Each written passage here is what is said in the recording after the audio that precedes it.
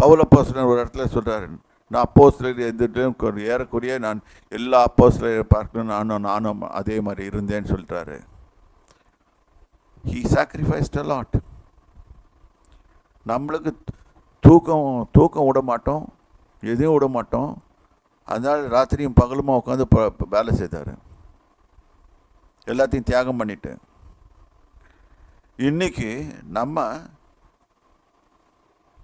எதுவும் செய்ய மாட்டோம். அப்புறம் எப்படி நம்பி கொடுப்பாரு? திருப்பி சொல்கிறேன், டேலண்ட்ஸ். ஏசு சொன்னதான் உதாரணம். 10 தாலந்து, 5 தாலந்து, 1 தாலந்து. உன்கிட்ட என்ன இருக்குதுன்னு உன் மனசாட்சி உனக்கே தெரியும். கர்த்தர் உன்னை உபயோகப்படுத்தலைனாலே அதுதான் விஷயம். நீ உயிரோடு செத்தவனாக இருக்கிறாய். ஒரு இதில் பவுல் எழுதியிருப்பார், I think it's comes from தீமோத்தேயு, சுகமாக வாழுகிறவர் உயிரோடு செத்தவள்.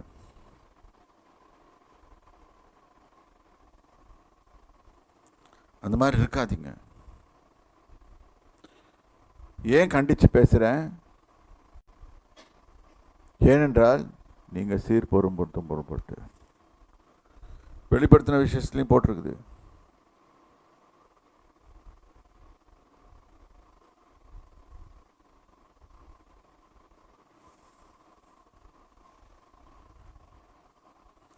இப்படி இல்லை, உங்களுக்கு பிடிக்கல, இல்லை இப்படி தான் இருப்பேன்னு நினச்சிங்கன்னா கர்த்தர் உங்களை பாடுகளுக்குள்ளாக சில நடத்துவார், உங்களை நேசிக்கிறபடினால.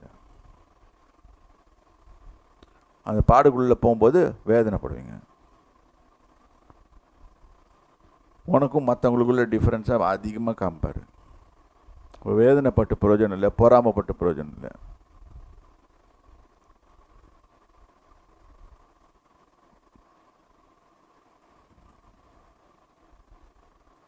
சபைக்கு கர்த்தர் சொல்லிக் கொடுக்குறாரு, ஆவியானவர் சொல்கிறாரு, there is a thing call 5-fold ministry in God's search.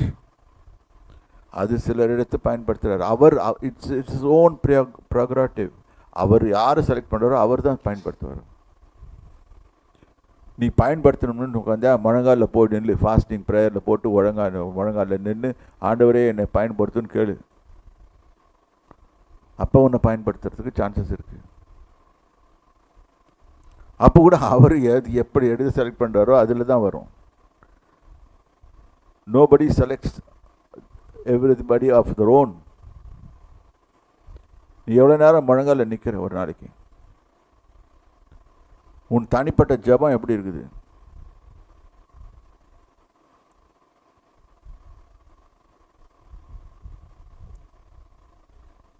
Promotion cometh from the Lord. Now let's turn our Bibles to Proverbs 3rd chapter. இப்போ வசனத்தை பார்ப்போம். இப்போ இந்த அறிவுரை கேட்டோம். இந்த அறிவுரை கேட்டு இவைகள் உனக்கு நீடித்த நாட்களையும். பாருங்க 2வது வசனம். அவைகள் உனக்கு நீடித்த நாட்களையும் தீர்க்காயுசையும் சமாதானத்தையும் பெருக பண்ணும். இது உண்மையாக படித்து உண்மையாகவே செய்தீங்கன்னா உனக்கு புரிஞ்சுக்கிட்டு சமாதானத்தை பெருக பண்ணும். எப்போ? வேர் தேர் வில் பி பீஸ். நீங்கள் பீஸாக போகிறதில்ல, சமாதானம். சரி, அடுத்த வசனம்.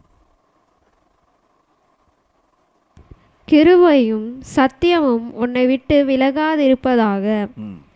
நீ அவைகளை உன் கழுத்திலே பூண்டு அவைகளை உன் இருதயமாகிய பலகையில் எழுதிக்கொள். கிருபையும் சத்தியம், கிரேஸ். அன்னைக்கு திருப்பி சொல்கிறாங்க கிருபையும். இப்போ நான் ஒரு கேள்வி கேட்குறேன்.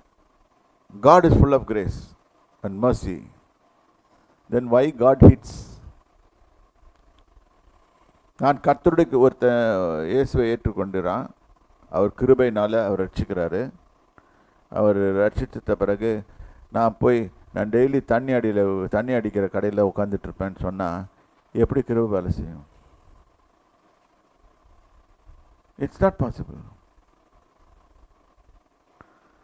God, such people will deserve and அவங்க God will start judging them, or the consequences will follow. கிருபையும் இருக்கணும், சத்தியமும் இருக்கணும். ஆல் மெஷர்ட் கரெக்டாக ஈக்குவலாக டிஸ்ட்ரிபியூட் ஆகிருக்கணும். அவைகளை என் கழுத்தில் மாட்டிக்கும். ஓகே, அவைகளை உன் கழுத்தில் போண்டு அவன் இருதயமாகிய பலகைகளை எழுதிக்கொள்.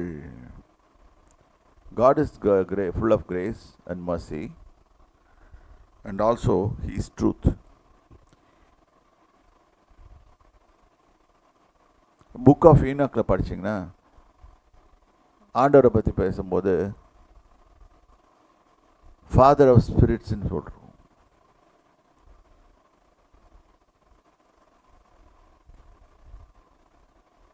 இல்லாட்டி நீண்ட ஆயுசு உள்ளவர், ஃபாதர் ஆஃப் ஸ்பிரிட்ஸ்ன்னு போடுறோம். இதெல்லாம் நம்ம புரிஞ்சுக்கணும். இப்படி செய்தோம்னா 4வது வசனம், அதனால் தேவனுடைய பார்வையிலும் ஃபஸ்ட்டு எங்க உனக்கு உன்னை எடுத்து 5-fold மினிஸ்ட்ரியில் அவர் யூஸ் பண்ணணும்னு சொன்னால் முதல்ல இதை பண்ணு.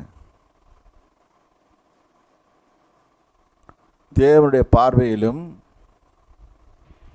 மனுஷருடைய பார்வையிலும் தயையும் நற்புத்தியும் favor, God's favor will be upon somebody.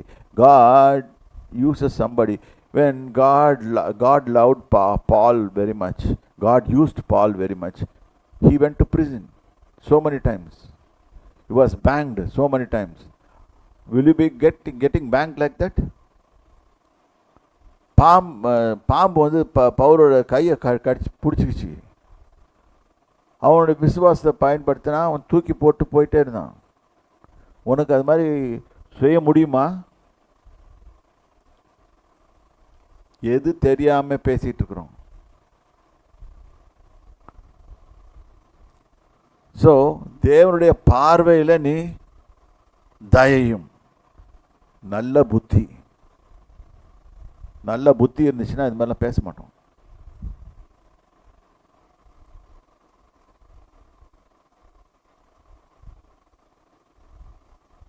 அது நிறைய உலகத்தில் நிறைய யூடியூப் வீடியோஸ் வருதும், நிறைய இது வரும், படிங்க கேளுங்க.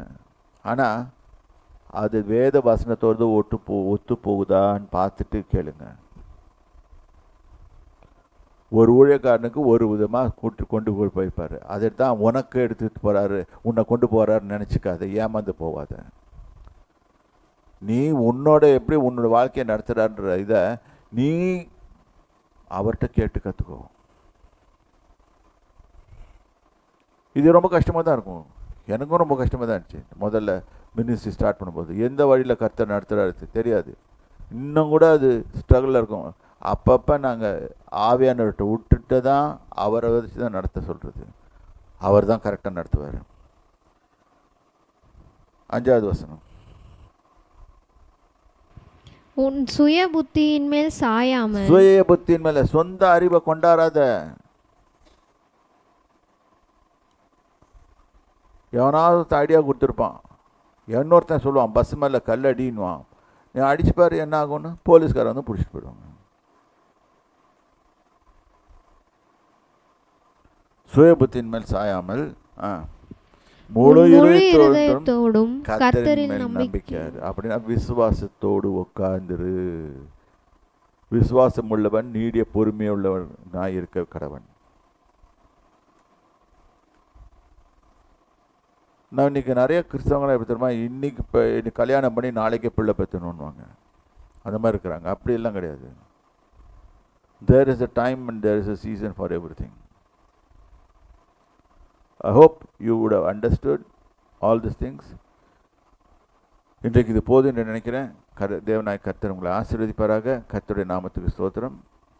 கர்த்தருடைய நாமத்தை உங்களை வாழ்த்துகிறேன். இது அதிகமாக படிப்போம்.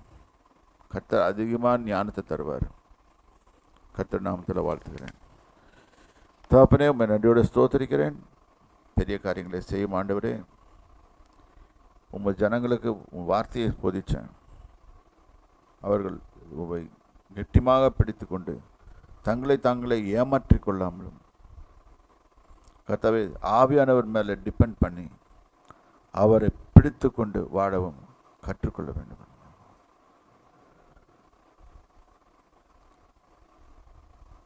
ஊழியத்தின் தலைவர் ஆவியானவர், சபைக்கு தலைவர் ஆவியானவர். அவரை கெட்டியாக பிடித்து கொண்டு நடக்க கிருபை தாரும், ஆசீர்வதிங்க. இயேசு கிறிஸ்துவின் நாமத்தினாலே ஆமென்.